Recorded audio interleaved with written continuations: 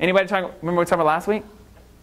We talked about, we're in the book of Proverbs, we talked about how to live life. Now, everyone can have a life, right? Like you're sitting here, you're breathing, you obviously are living, so you have a life. But your life may suck. Your life may not look like what it's supposed to. You see, you've been created for a reason, and that reason, and one reason alone, I don't care what you do in life, but that one reason that you exist, the reason you have breath in your lungs, is because you are to glorify God. And for no other reason than that are you sitting here today. And so last week, we talked about how to live life. In other words, how to live life in a godly way, and how that looks, and what that looks like for us today. And I was excited about it. And as I was looking more deep into the book of Proverbs, as we're going to be venturing our way through King Solomon's wisdom for us, I came up with what I feel is the crux, if you will, of the book of Proverbs. And it's this. It's my plans or your plans versus God's plans. How many people here have plans? Like, what do you want to be when you grow up? Anybody? Jocelyn. You want to be what? A teacher. That's an awesome aspiration. Hannah. A vet. Anyone else? Jerica. Anything doing entertainment. An entertainer. Anybody else? John.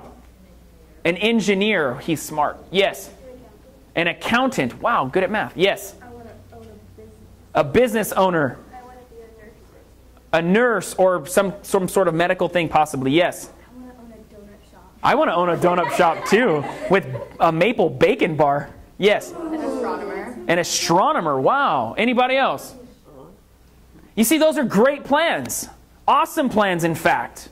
But if your plans don't line up with God's plans, I hate to break it to you, but you won't be what you want to be if you follow the path of God. You see, when I was growing up, I had this really big aspiration. I was going to be a doctor.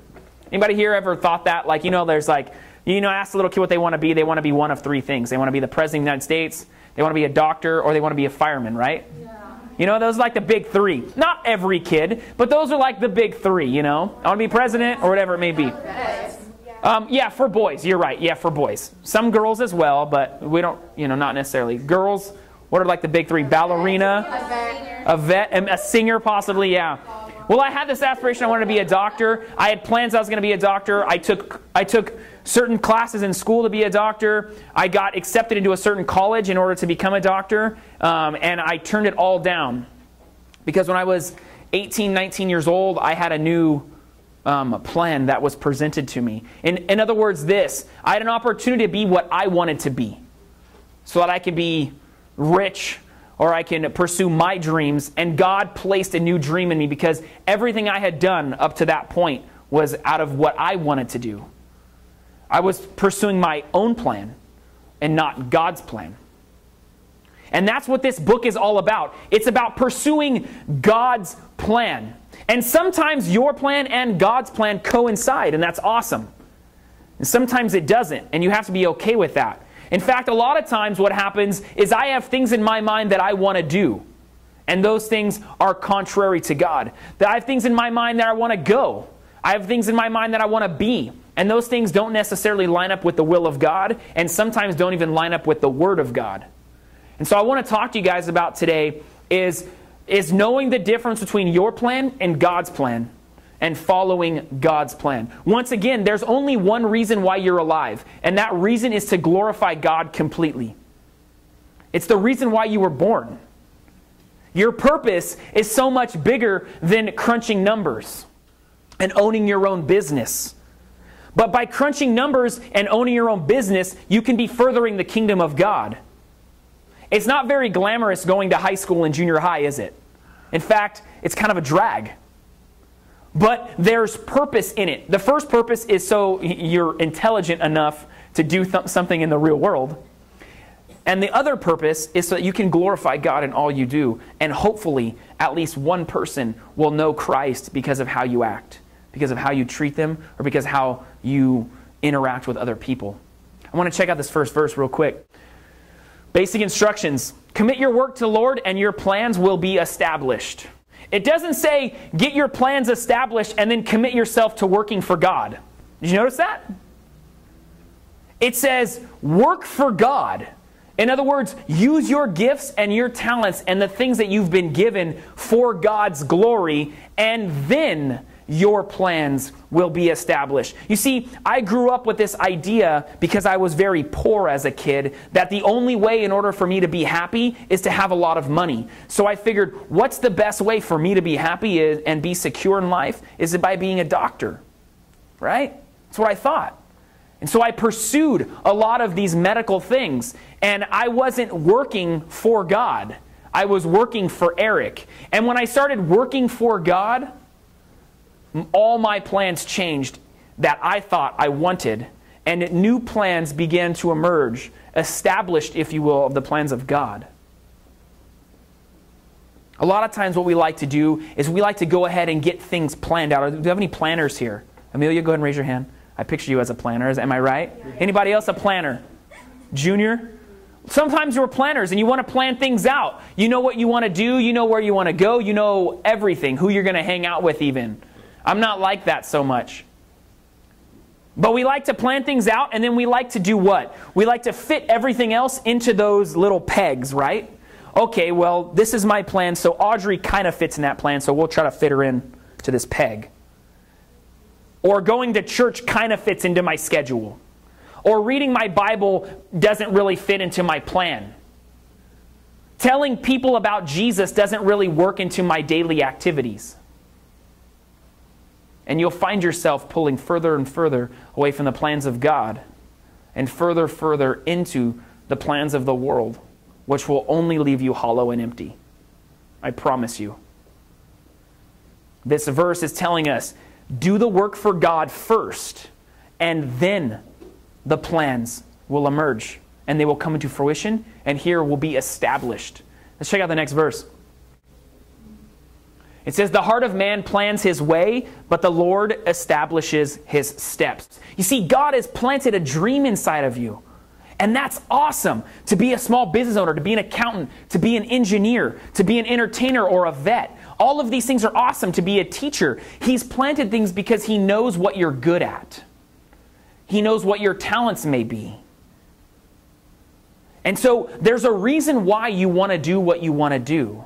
But if you're doing them out of selfish desires, if you're doing them out of a worldly perspective, those things aren't right.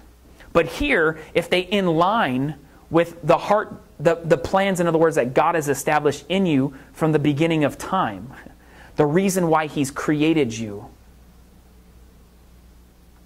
then your steps, if you will, how you go about walking that path, will be established by God himself.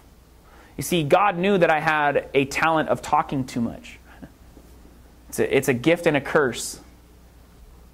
And when I gave that over to God, he established my path, and it's the reason why I'm standing here today.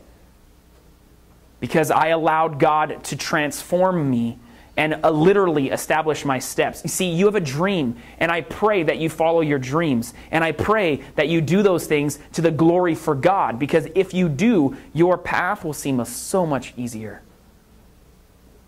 And if things are kind of feeling like an uphill battle, like everything around you is struggling, I challenge you to reevaluate what you're doing and why. Because it might not be of God, or he might be, testing you through fire, if you will, to see if your heart is really in it. Why don't you guys check out the next verse? It says, Proverbs 16:18 says, too much pride will destroy you. Too much pride will destroy you. When you're so concerned about outward appearances, when you're so concerned about what people think about you, when you're so concerned about how you can look to a certain group, or because a certain group doesn't look how you want them to look, when you become so caught up in the things of this world that all you can think about is yourself, is whenever everything around you starts to crumble. See, Jesus himself says, I came here not to be served by humanity, but to serve you. And if Jesus came to serve, how much more are we here to serve? You see, if you're only looking at what you can get out of a relationship, if you're only looking at what you can do or how great you are or what you look like or what everyone else looks like, and that's all you can think about, then I promise you, your life is superficial and you will never make it into a deep relationship with Christ. Because John might not look how you want him to look. Because Eric might not look how you want him to look. Because you yourself may never look like what you think you should look like. And God doesn't care about any of that. And what he says here, and what Solomon says multiple times in the book of Proverbs, is that when you're so focused on yourself, whether that's appearances or attitude or whatever it may be, you will begin to crumble. And your life will fall all around you. I want you guys to look at this last verse, please. And we're going to close. Proverbs 16:20 says, it pays to take life seriously. Things work out when you trust in God. I'm a goofball. I like to joke around. But there's certain things that I don't mess around with. There's certain lifestyles that I don't participate in. And there's certain things that I won't watch. And there's certain things that I won't listen to because of this verse. See, God has put me here and He's put you here for a reason. Once again, there's a mission that needs to be accomplished. There's something that needs to happen. And if I'm not taking that seriously, if I'm not allowing people to understand the magnitude and deepness of Jesus Christ's love at any given moment and opportunity that I have, then I'm missing the mark. And he says, if you trust in God, things will work out.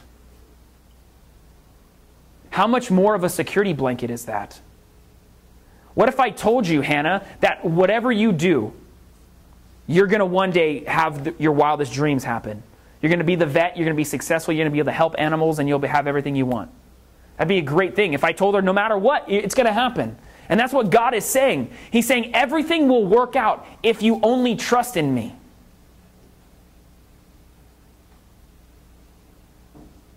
If you look for what God's plans are and not just your plans.